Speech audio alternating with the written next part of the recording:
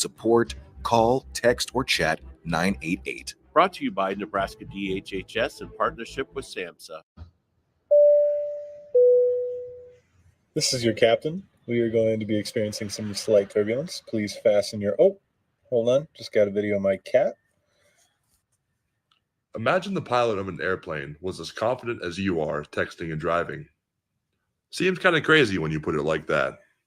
Visit StopTextStopWrecks.org. A message brought to you by the National Highway Traffic Safety Administration, Project Yellow Light, and the Ad Council. Your child was embarrassed when you arrived at their basketball game. 75% of parents or guardians report current alcohol use. Drinking alcohol can cause harm to children and loved ones. By drinking less, your child will be excited to see you at their basketball game. If you or a loved one is looking for help, find a treatment facility near you at findtreatment.gov. For immediate support, call, text, or chat 988. Brought to you by Nebraska DHHS in partnership with SAMHSA. This is Lincoln's home for sports talk on the FM dial. Also online at theticketfm.com. On the internet, KNTK FM Firth, 93.7 The Ticket. Whether you like fishing together or fishing to get away, for the thrill of reeling in a big one, or just going out to have a good time, on the banks of your local pond, at a bend in a river, or on one of our many lakes and reservoirs, you'll always find the perfect place to cast a line, here, beneath Nebraska skies. Start planning your next fishing adventure today at letsfishnebraska.com. Sponsored by Nebraska Game and Parks, aired with the Nebraska Broadcasters Association and this station. If you came across someone struggling with hunger, how would you recognize them? By their clothes, their age, the way they speak. Hunger can be hard to recognize. Learn why at IamHungerInAmerica.org. Brought to you by Feeding America, 200 Food Bank Strong, and the Ad Council. I get it, slip it, cuff it, check it twice a day. I get it, slip it, cuff it, check it in the morning and before dinner. I get it, slip it, cuff it, check it, and share it with my doctor.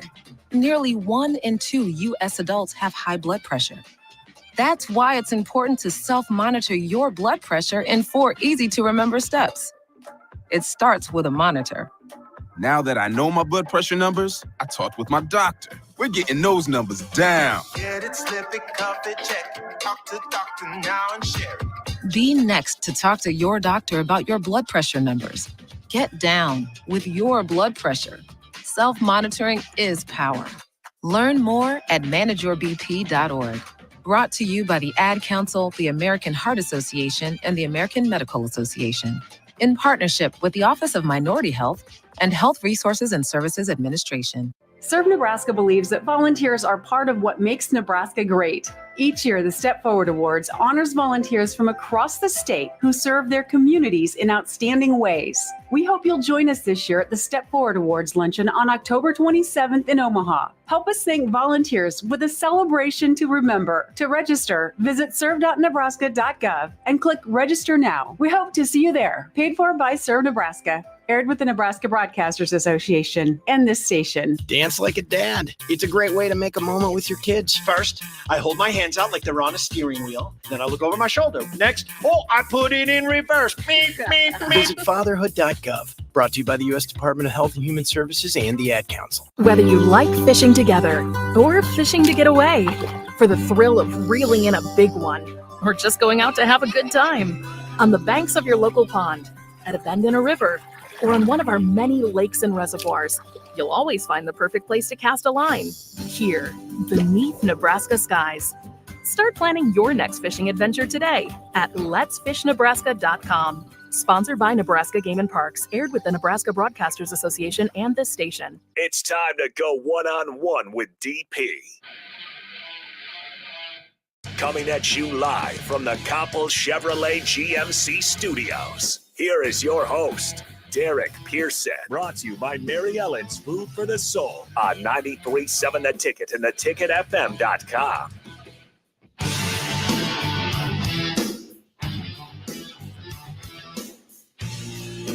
It is a fantastic Thursday night in Lincoln, Nebraska, and we're going to go all the way across the country, over the mountains, and let's get us an Olympian, let's get us a hooper, a baller, DP. 402-464-5685. If you want to be a part of the conversation on the Starter Heyman text line, you can follow on the video streams. Get Face to Voice on X, YouTube, Facebook, and Allo Channel 961 if you want to see what's going on and identify this fine young man that we are bringing in tonight. It's good, always good, to bring in Turk, David Turcotte. Turk, how you doing tonight, brother? I'm doing great, man. Great to be here. Well, we have to get more regular, and now that my schedule, I'm off the road a little bit, so we can get regular with this. And there's so much that are going to carry us through these conversations. First of all, congratulations on the featured article. We can add writer to baller, Olympian, attorney, super dad. Like the names keep rolling. Job well done, brother. That was a lot of fun, and it's a project that's continuing. And I think a lot of times, it's easy to write the story when you're coming from your own space, right, and your own experience. And this last the story that I wrote was more about honoring a lot of people that were sort of helped me along the way, got me through it, taught me, mentored me, older players, people, coaches that a lot of people forget, and when you're out there thinking for right now, the Mavs and the Celtics are playing right now. There isn't one player on that floor right now that didn't have high school, young people, coaches, parents, other players, people that you'll never hear of, and it might be like someone that intersected in their life for 1 year or 6 months or one basketball camp or one moment. And all those people are out there that sort of help kind of nudge you down the path to do something greater, to achieve an Olympic or a professional dream. And this last one was a really, just an opportunity for me to kind of honor some of those folks that helped me to get along my modest career path. And it was a great thing. And it was really well received in my home community, which was awesome. So that was great. A lot of this starts from home and family. I like to say that great communities make great people, and great people make great communities, and they're necessary. Yours starts at home with mom and dad and great siblings who are all exceptional people. Let's flash back a little bit to the parents before we get into the other surrounding heroes. But the parents and family, Turk, for those that don't know your story, you come from exceptional DNA. Well, first of all, shout out to my dad, turned 87 yesterday. Still going strong. Mom is 90. And so we're really lucky to have both mom and dad here, that are just, great human beings. And you're right. There is no aspect. So my brother, of course, the award-winning trumpet player, my sister, college athlete, Southern Idaho, played at Jackson State, golf, music, and basketball scholarship at Jackson State University. Okay.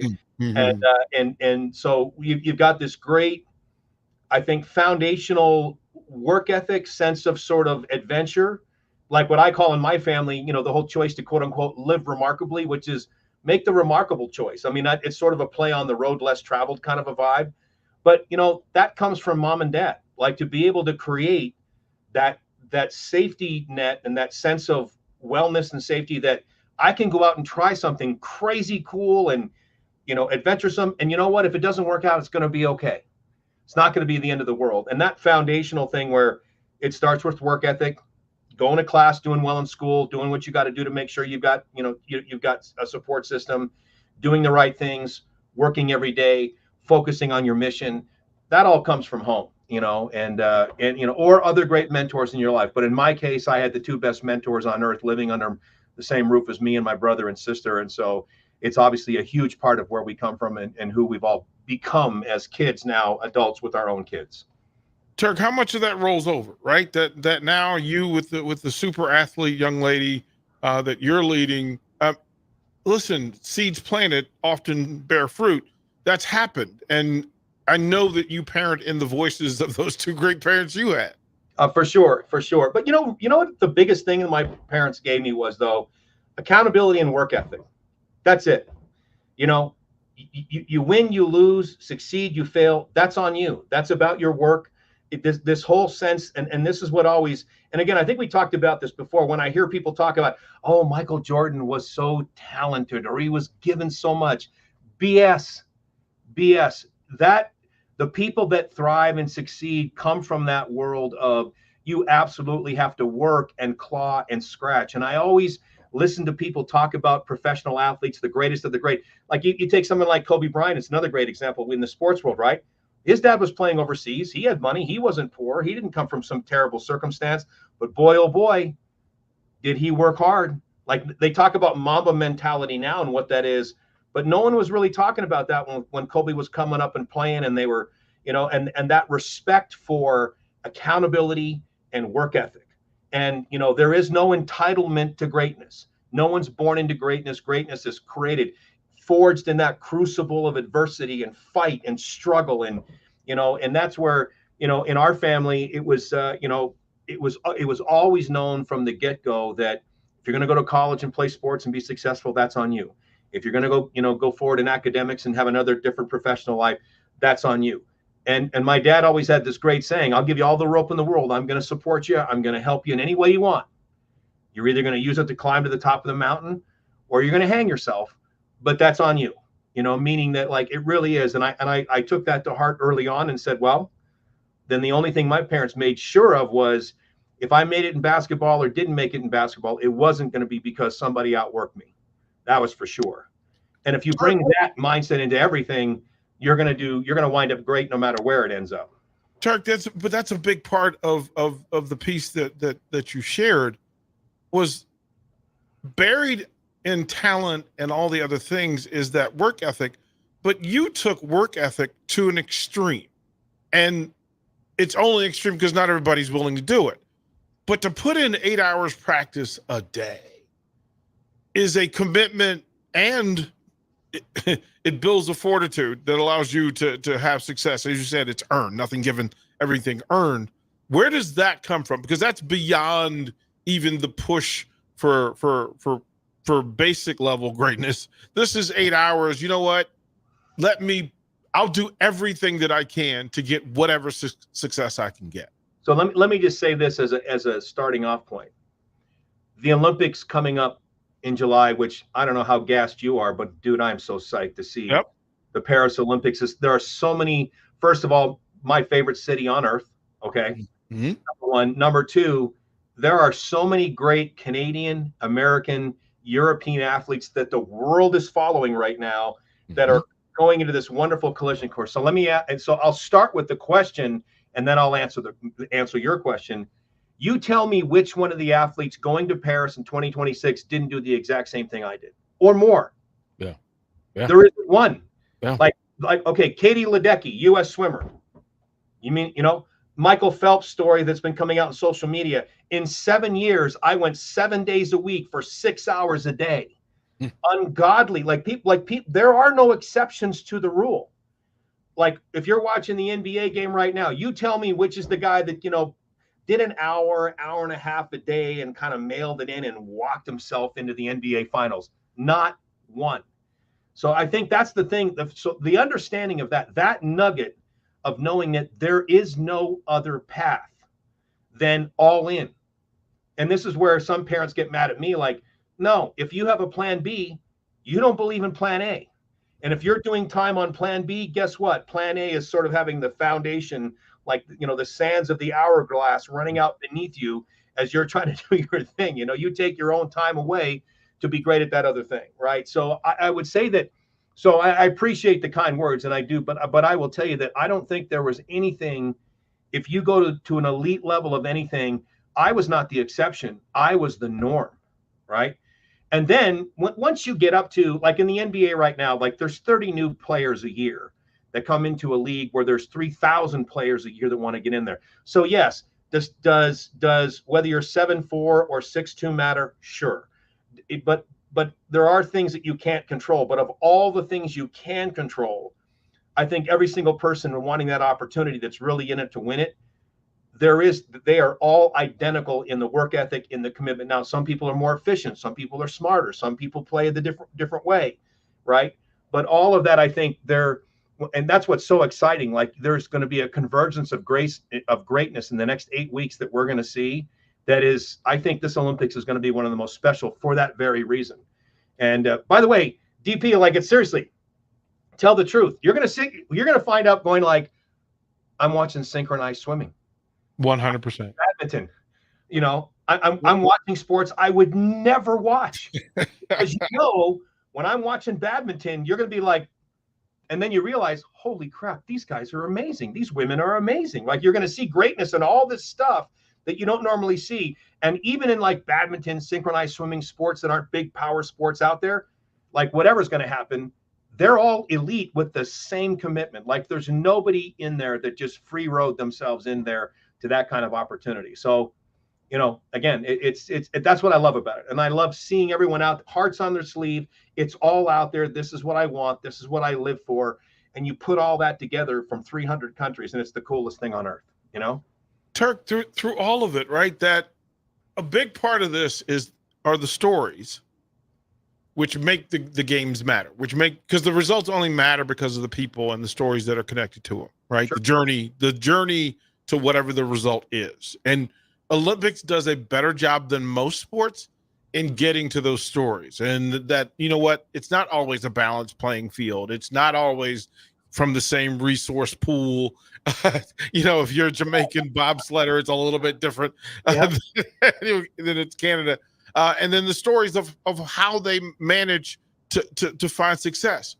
I think a big part of it is community, that sometimes community can build a bridge between access and success. In your case, that was absolutely true, that there's a community of folks who rallied around and supported. One, they see you, your talent, and then they see your work. And then, oh, you know what? I will do whatever I can to help this young man achieve at the highest level. Is that a statement of truth or no? Oh, 100%. And I'll tell you, the community is tiny at first, right?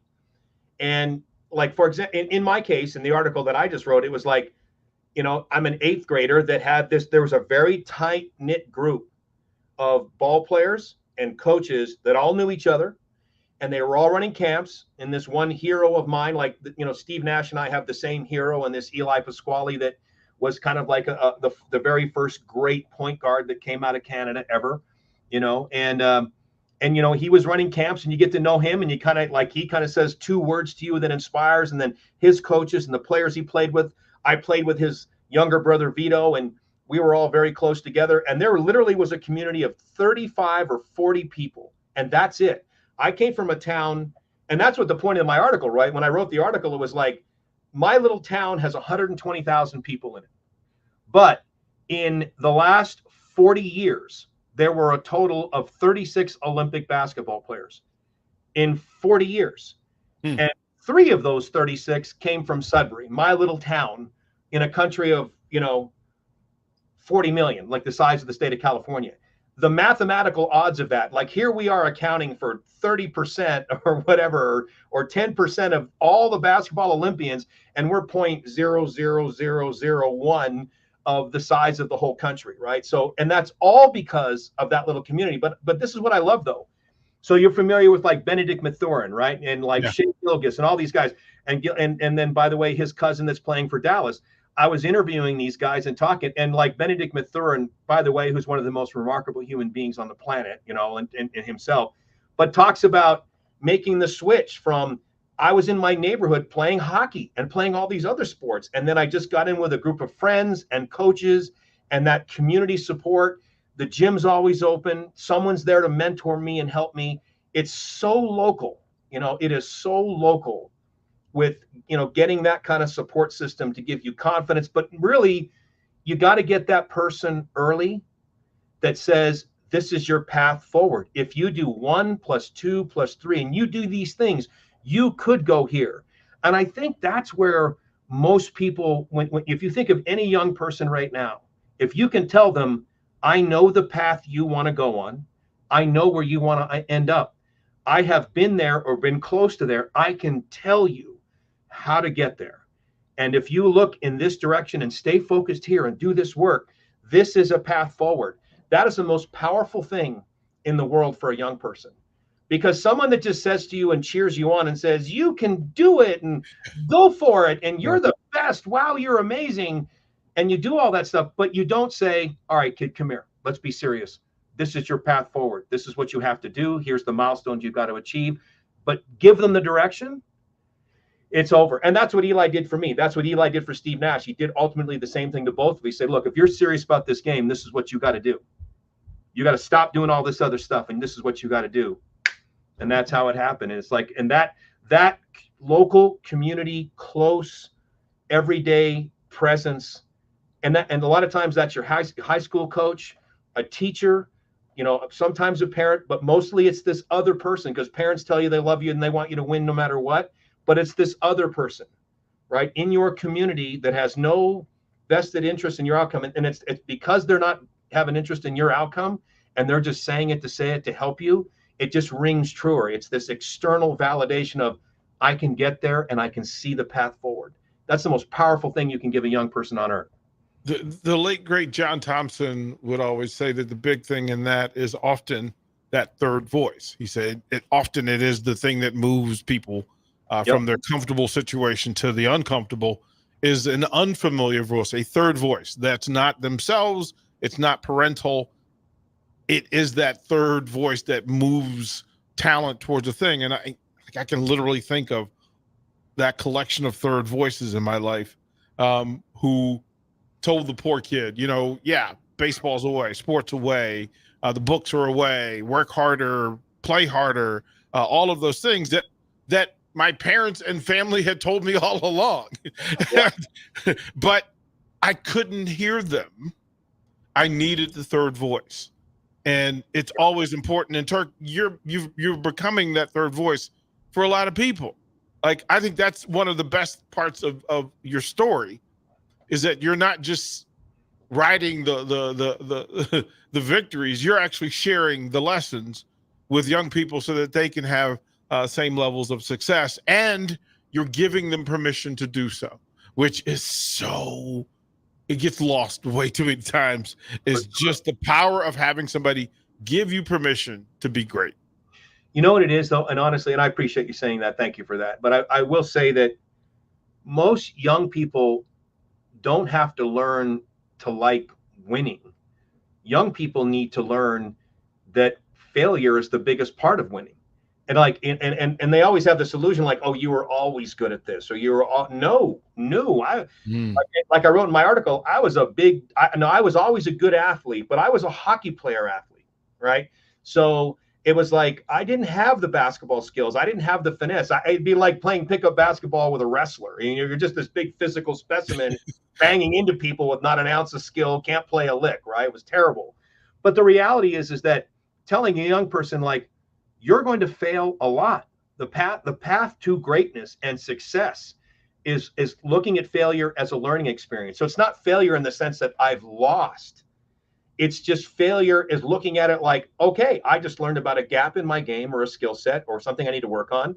I'm going to take this moment where I didn't get the outcome I wanted, but now I know what I got to work on, and I'm going to go solve that problem. Then I go to the next level, and I'm going to have to solve more problems. And then realizing that being successful is like getting knocked down. You always hear the truisms, right? But to a kid that's a teenager or a young person playing, you're going to lose a lot more before you start winning. And now you see a lot of guys and you see a lot of great players that won a lot early.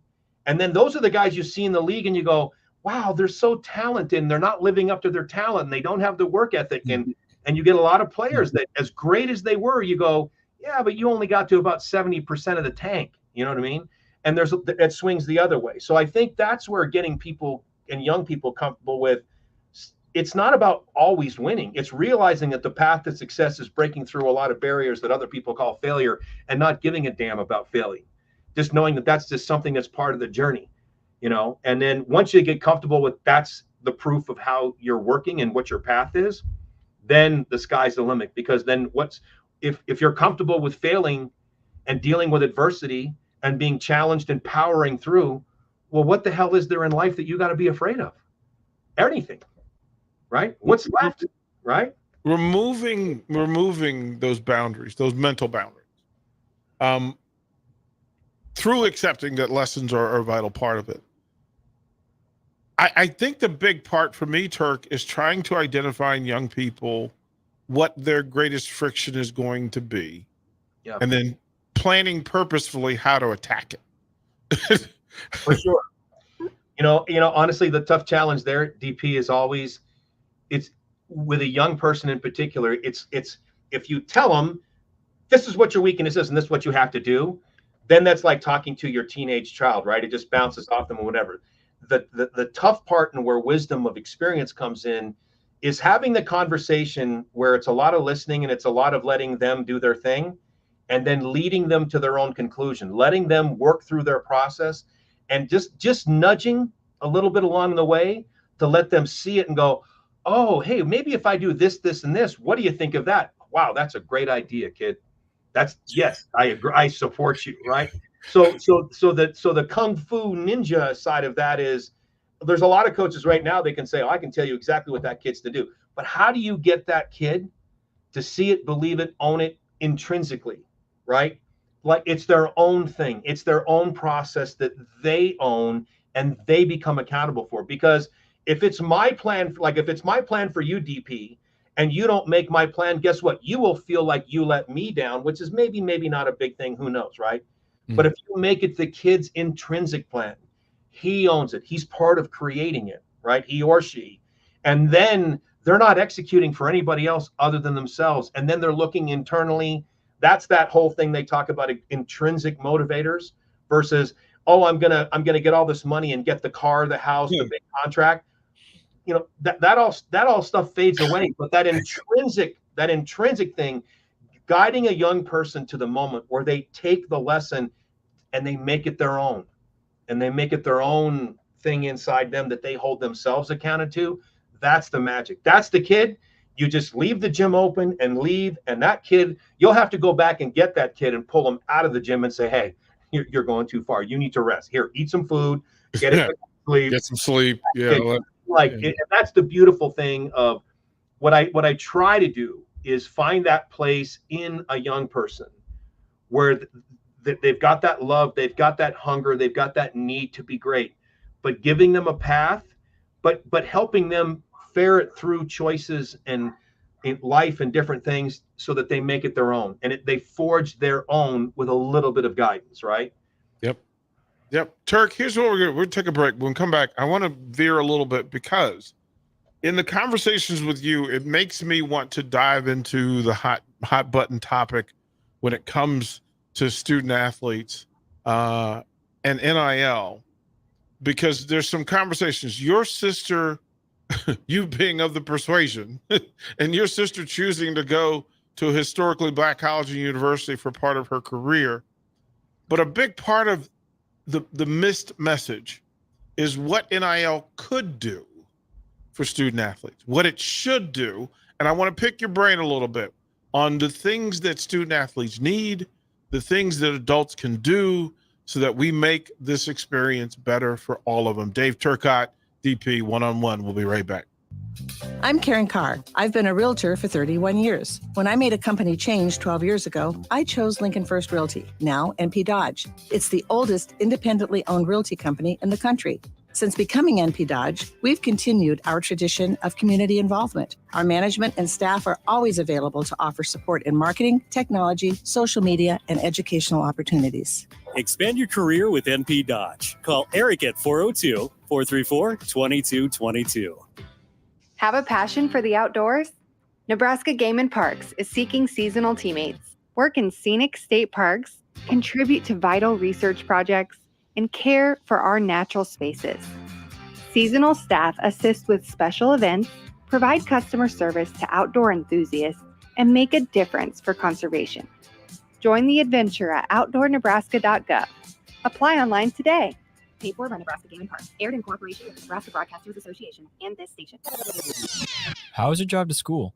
Let me tell you, I had to get my iced coffee first. I just can't seem to put it down. My favorite rapper just announced a tour. My phone was buzzing like crazy. I'm so excited. I had to text all my friends right then to talk about it. Then someone started calling me and... Let's try that again. I turned my phone off right away. I never drive distracted. Visit StopTextStopWrecks.org. A message brought to you by the National Highway Traffic Safety Administration, Project Yellow Light, and the Ad Council.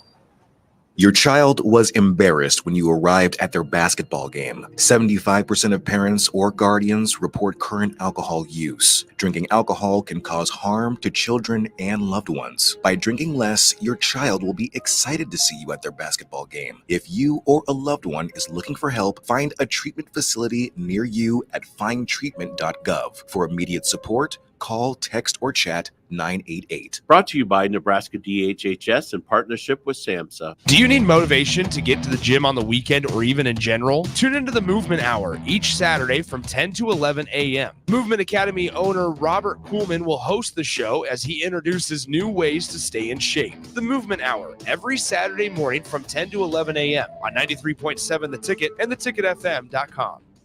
Sometimes I just cannot believe all the storms we've gone through here. I can only hope that we'll be able to leave this house to you one day, baby. You're our legacy. Planning for these disasters will make sure we're safe and is the best way to protect that legacy. Protect your legacy. Visit ready.gov/plan for the tools and tips you need to start your emergency preparedness plan today. Brought to you by FEMA and the Ad Council. This is Bree Fansteel, local race car driver. Join me and James Rowland every Sunday at 7 p.m. for The Finish Line, where we discuss off-road, on-road, and sometimes next-to-the-road racing on 93.7 The Ticket and theticketfm.com. You never think cancer will happen to you. I smoked for over 40 years. My doctor recommended that I get annual lung cancer screening. They were able to catch my cancer at stage 1. It's never too late to quit. Even if you're still smoking, you need to ask your doctor about annual lung cancer screening. Just 30 minutes a year could save your life. Call the Nebraska Tobacco Quit Line, 1-800-QUIT-NOW, 1-800-784-8669. Paid for by Tobacco Free Nebraska. Aired with the Nebraska Broadcasters Association and this station. The dangers of secondhand smoke are well known. But what about secondhand aerosol, which is created when using e-cigarettes? Science already shows a secondhand aerosol can contain nicotine, heavy metals, and cancer-causing agents. Eliminating exposure to secondhand aerosol is an important step to keeping everyone safe. Breathe easier knowing the facts. For help quitting, call the Nebraska Tobacco Quit Line, 1-800-QUIT-NOW, 1-800-784-8669. Paid for by Tobacco Free Nebraska. Aired with the Nebraska Broadcasters Association and this station. Early break with Sip and Jake. That's a bad look for Mike Malone. When did the F-bombs just become an accepted part of our world where coaches just go to podiums and drop F-bombs? When did that start happening? I think it was right after COVID. After COVID. Damn COVID. COVID-19. Ruined our profanity, our properness in press conferences. Took everything away. It was. It really was. What? We got that documented. Early break with Sip and Jake from 6 to 8 every weekday morning on 93.7 The Ticket. You're listening to One-on-One with DP. Sponsored by Mary Ellen's Food for the Soul on 93.7 The Ticket and theticketfm.com. Welcome back to One-on-One, 93.7 The Ticket. Again, greatly appreciate Dave Turcotte from hanging out with us and dropping the knowledge. Greatly appreciate it. Turk, so a big part of this, a lot of what happens now, especially in my space, in my circle, we're having NIL conversations. And a lot of the conversation is about 1% or 0.01% of the student bodies who are in this pool. That most people in the NIL game aren't getting rich. That's not why they're doing it. There's a whole ocean of young people who actually need financial help. And that NIL could be the difference between them having, having the right books, having gas in their car. There's a whole lot to this. Turk, what are we missing in this thing about the student athlete experience and how we should be trying to help make it better than it is? So I think there's a conflation of a couple of issues there. So if you think about education generally in colleges, and if we're talking just exclusively colleges and universities throughout the country, whether it's junior, regional colleges through elite colleges, academic, athletic, however you want to do it, there is and speaking as a Canadian, I will tell you that one of the things that breaks my heart the most about the education in the United States is, despite all the lip service, education is not funded equally, even at a high school level, right? When you fund education through property taxes, for example, in high school, well, what does that mean? Rich neighborhoods with lots of money have awesome college campuses for high schools. People with low property taxes in other areas that are not have less than schools. So the fundamentals, the business fundamentals of how education is funded is flawed. It's absolutely regional. It's absolutely, there's so many flaws about that is the real disease in education. Because I will tell you this, I think first and foremost, when it comes to what matters most to a young person that I care about, the fundamentals of what happens in the rest of your life is largely funded from middle through high school. Okay. For the vast majority of athletes, you're right. Like, high school athletes that even play Division I college. Well, now you're already talking about the top 3% of high school athletes, right? So for the other 97%, and when it comes to society and opportunities to participate in the economy, in business, in sports, in whatever field you want to, that all comes at the middle and high school level, which it is absolutely shameful that it's funded by property taxes. Because in the end, what you have is a lot of rich folks that say, well, I don't want to pay for that other kid's school. I want all my money to stay with me and my kids. Now, in Canada, now it may be different, but typically speaking, the way I think it should work, because education, and this is one of the things that, the private economy, the private market can't solve everything. And there are certain things that profit does not solve, right? Healthcare and education are two of those, right? Investing in education for young people is something that won't bear fruit for 20 years, right? No one, it's not the private market can't solve that. Same thing with healthcare, right? It's like, you're, in treating the elderly and the sick, that's not a profit opportunity. You're going to lose money on those things, which is why government gets more heavily involved. So I think the very first thing that has to occur to equalize educational opportunities is to make sure that whatever resources are used to fund public education are dispersed equally amongst high schools, so that at least at that point, the playing field is even at a high school, middle school education level, right? So that's where you start with. And then if you're talking about getting to 90% of the kids, you got to make sure their educational opportunities, which will include access to sports, access to music, access to the arts, access to everything other than sports. That's a big problem there. But the same thing sort of happens when you get into college, right? Where, the rich has been getting richer in the world of college sports. Guys, there's been NIL since the beginning of sports. You want to say that again for the people in the back, man? I mean, come on, really? Alabama, Georgia. Like, you want to play football, you got to go to these 4 schools, and and even looking at like the great teams in the '80s of UCLA and John Wooden, and the hey, his Royal whatever. Really, you got all these great, you got 50% of the greatest players in the country all on one team. Yeah, they all went there for free. They got nothing, right? Lou Alcindor, no, there's no reason for him to stay in New York where he's already a high school god. No, let's go all the way across the country. So there has always been, at an elite level for the 0.01% of the college athletes, there has always been NIL. You mean to tell me everyone's all up in arms? I think the most lucrative deal is the Texas quarterback. I think it's Peyton Manning's nephew, or the guy that's the University of Tech. Same thing. It's like, you mean to tell me those Texas quarterbacks and Johnny Manziel, Texas Tech, and all these guys weren't being paid and weren't making money and weren't doing other things? Of course they were. They always have. That's why very powerful teams like Kentucky, North Carolina, the coaches, pretend not to know. So that was the cheating that kept the rich schools richer, because there's just too much TV money in it, right?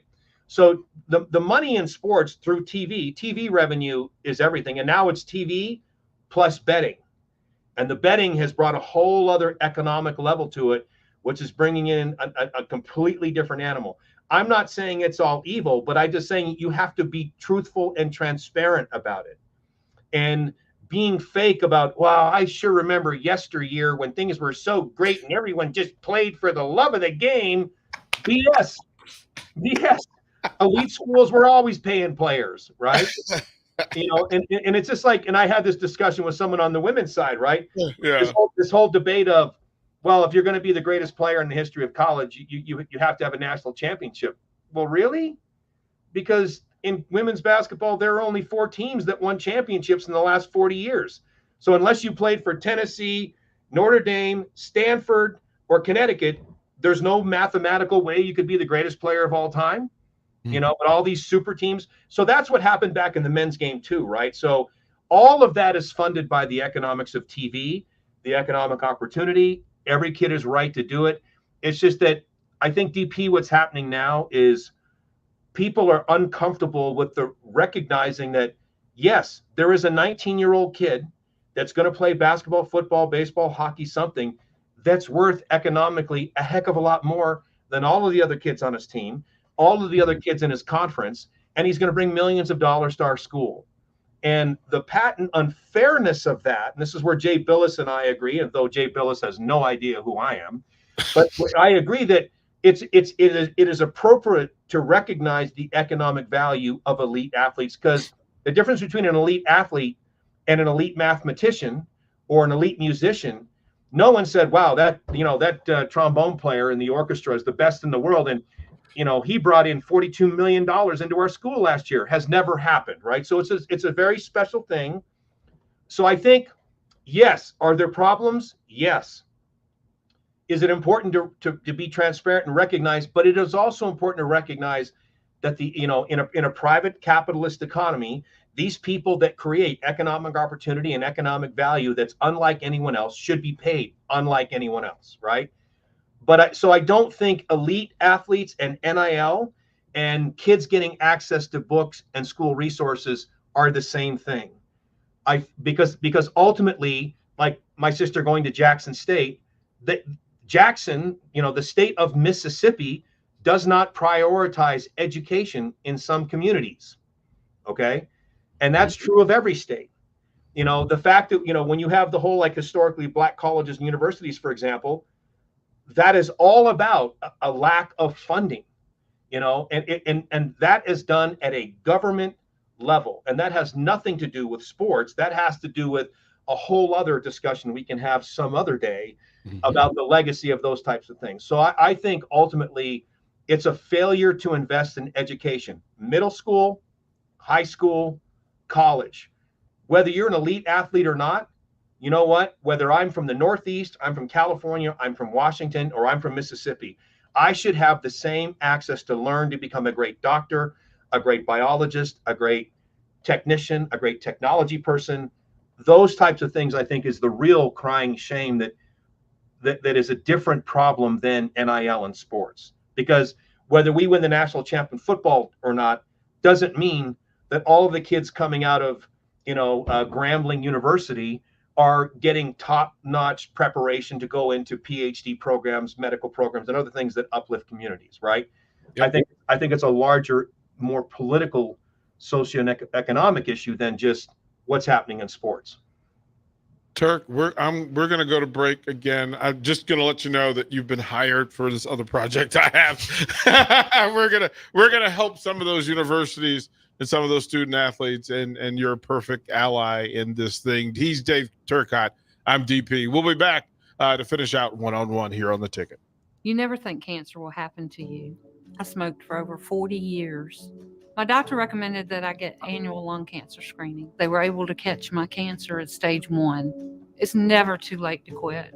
Even if you're still smoking, you need to ask your doctor about annual lung cancer screening. Just 30 minutes a year could save your life. Call the Nebraska Tobacco Quit Line, 1-800-QUIT-NOW, 1-800-784-8669. Paid for by Tobacco Free Nebraska. Aired with the Nebraska Broadcasters Association and this station. Serve Nebraska believes that volunteers are part of what makes Nebraska great. Each year, the Step Forward Awards honors volunteers from across the state who serve their communities in outstanding ways. We hope you'll join us this year at the Step Forward Awards luncheon on October 27th in Omaha. Help us thank volunteers with a celebration to remember. To register, visit serve.nebraska.gov and click Register Now. We hope to see you there. Paid for by Serve Nebraska. Aired with the Nebraska Broadcasters Association and this station. 1 in 3 adults has prediabetes. 1 in 3. That means it could be you, your football buddy, your football buddy. Or you, your best man, your worst man. You, your dog walker, your cat jogger. While 1 in 3 adults has prediabetes, with early diagnosis, prediabetes can be reversed. Take the risk test at doihaveprediabetes.org. That's doihaveprediabetes.org. Wait, did they just say 1 in 3 adults has prediabetes? That's 33.33333% of adults. That means it could be me, my boss, or my boss's boss, or me, my favorite sister, or my other sister. That's 7 members of my 21-person romantic book club. Wait, the 1 in 3 could be me, my karaoke partner Carol, or my karaoke enemy Jeff. I'm going to take the risk test at doihaveprediabetes.org. Brought to you by the Ad Council and its Prediabetes Awareness Partners. Alexa, play 93.7 The Ticket. Okay, playing 93.7 The Ticket. Alexa, turn down the lights. Dimming the lights. Alexa, order a pizza, the big one, all the toppings. Are you sure that's a good idea? Alexa. That's a lot of pizza for just one man. Alexa, just do it.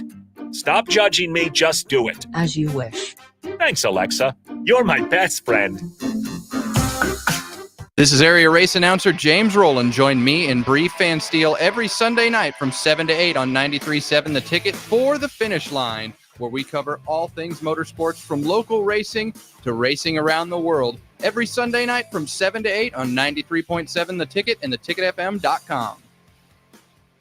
Your child was embarrassed when you arrived at their basketball game. 75% of parents or guardians report current alcohol use. Drinking alcohol can cause harm to children and loved ones. By drinking less, your child will be excited to see you at their basketball game. If you or a loved one is looking for help, find a treatment facility near you at findtreatment.gov. For immediate support, call, text, or chat 988. Brought to you by Nebraska DHHS in partnership with SAMHSA. Join us each Saturday from 11 a.m. to noon for Youth Football 101 with Tank Perry of the Nebraska Red Wolves of 7-on-7 football. The future of the sport depends on the foundation set at a young age. Hear those stories and more each Saturday from 11 a.m. to noon here on 93.7 The Ticket.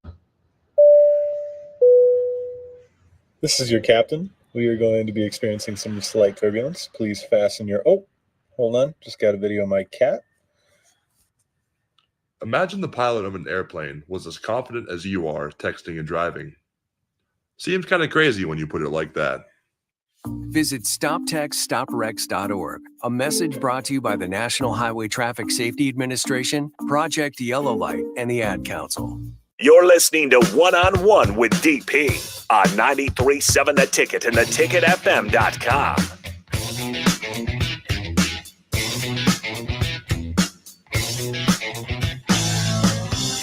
Final segment once again, and I have to lock him in for next week. Turk, yeah, these are conversations that they like to tell us that in this business we're either informing or performing. And an hour with Turcotte as always, even with the performing, there's the informing is 100%. And it's just nice to have a brain that will function and provide information. So Turk, thank you for having these conversations with us. Harrison knows the deal. We're helping some HBCUs with their NIL, and it's great that you said what you said without provocation. It's just the right thing and the truth. So greatly appreciate you, kind sir. Yeah, no, I will tell you, it's something that I think needs to be addressed, but I really am. And, you know, one of the people that really has a significant voice and has expressed this opinion, and this is not an opinion I've come to independent. Like, you think of someone like Charles Barkley, right? Who has said repeatedly over the years, not everybody is going to be NBA, NFL, Tiger Woods, Wayne Gretzky, name an elite of the greatest of all time.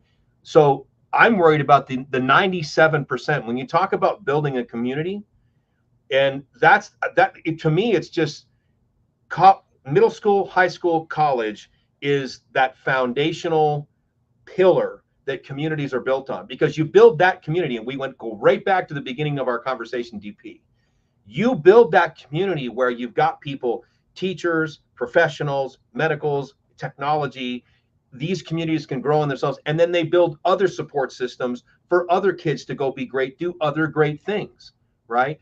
And so there's so much interplay with, if your healthcare or if your educational foundation is great, high school, middle school, college, that community is going to grow, that community is going to thrive, that community is going to build businesses, that's going to be building confident, good people that learn to work with other people and collaborate to build great teams, all outside of sports.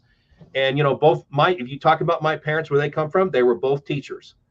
That was their profession. They were teachers all of their lives, over 40 years, both of them, and their careers were spent working with young people. And I will tell you that you know this, DP, is it true that like the genius concert pianist comes out of nowhere, out of the backwater in Texas or someplace, and this math genius? Yes, those people are out there, and they are out there.